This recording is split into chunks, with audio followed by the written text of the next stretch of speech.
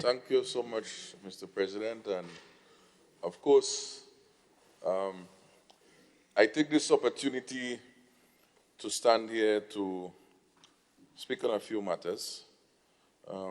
One, of course, we want to recognize, and I think it was, I'm not sure if it was Senator Bowler, Senator Steele that spoke about women. And of course, we are aware of our Women Agriculture Group, Ms. Marisho, Teresa Marisho, and her team, the Grand Rock Women, and they are supported heavily by the ICA, and there is a regional organization called the CANRAP. And this is a group of women farmers, agro-processors involved in the agriculture industry, and they have different linkages with some of our major hotels procuring vegetables and other poultry and so on. Of course, I stand and I say this because this year, and only a few days ago, to be exact, they would have celebrated their 20th year of existence. So sometimes, you know, we do have good examples in this country, but as we are seeing, it's the women. So it's something that even a lot of the organizations, we need to look at going forward. How do we involve the women to keep those things going? Sometimes the men might be there to do the hard work, but the women keep the fabric connected. And of course, by saying that by extension, if you look at the whole agriculture sector, whilst a lot of men and male might have their names on the land papers and all this stuff, the women does a lot of managing the affairs of selling and marketing, and they tend to have a much better connection, and that is proven in various parts of the world, in various sectors, not only in agriculture. So what we need to also look at in our whole speaking moving forward is not only about the youth per se, but the youth women,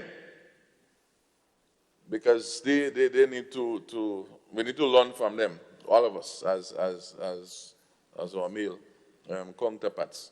So that's the first thing I want to say, and I want to, by extension, use this opportunity to give good regards to all our farming community, our fisher folks, that despite all that is happening, the world is not going to end in the morning. I don't know if I have the powers to say that, but the signal doesn't say that, because we have just made great plans for 2021, and this is the encouraging part. And they say that where there is a will, there is a way, and God will always allow good things to happen. So I say this to say that all our farmers, fisher folks, the whole group within that whole food supply, don't be daunted despite what you may think. Behind every dark cloud, they say there is a silver lining. But it has to take motivation and trust as to what the future will bring. So I want us to ensure that we can provide good, healthy food for our nation during this time, asking our nation to, again, I made a call previously through a press release, to let us support and buy local, especially in this time. It is a healthy choice. It will support our local economy. It will keep the money in Grenada. So that is the next call I want to make. I want to say further that we all need to keep healthy. And healthy, sometimes people say if you have a little bit of size like me, you're not healthy. But size is not about healthy. Healthy is about, as Senator Lewis says, is about the science. You know, what is your blood pressure? What is your blood sugar? And all of those different things. This is what makes you good, because you can have a big, 3-gallon, 3 liters vehicle, but it's not performing. Whereas you could have maybe a 600 liters and it performing good because its health is well tuned up. So I say this to say that let us tune up our bodies with good food and all of those things so that we can be able to move into 2021 with good energies. I say also that we need to ensure that we start having forward planning because from the farming sector, we know that a cabbage or tomatoes will not be ready in January the 1st or in February the 2nd. So we have a lot of preparatory work. So while some persons might be relaxing during these holidays, a lot of work by the farmers will be going into place so that there is food on the table come January, right? So as Senator Bulla said this morning to me, he was planting potatoes this morning before he gets here. So this is what our farmers are doing, and we have to really recognize this. And from my personal standpoint, for the opportunity provided to me here to represent the 10,000 plus farmers, the families, farm workers, agro-processors, I will continue to try my best, continue to learn.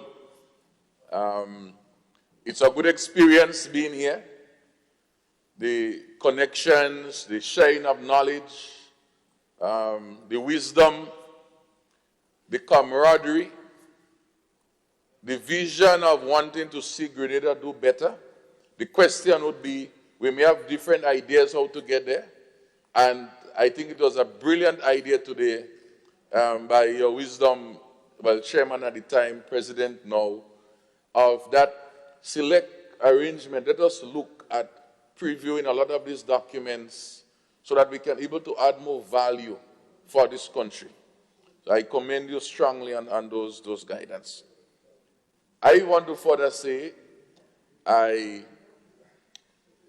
want to thank everyone who have guided me through my time, who have been supporting me through this period, particularly advising me, the farming community who have been receptive and connected, my friends, families, and I'll say my workplace also, you know, in terms of, you know, I'm here for 3 days, you know, so all of this, I want to thank for the support, both Minister David, Minister Bain Hosford, for reaching out with me, and so I think 2021 will be good, and I will do my best to ensure that I'm not ready, but I would put up a little bit more speed in the process. Thank you so much, and happy holidays to everyone, the staff, of course, and all the officers and so on at the Parliament.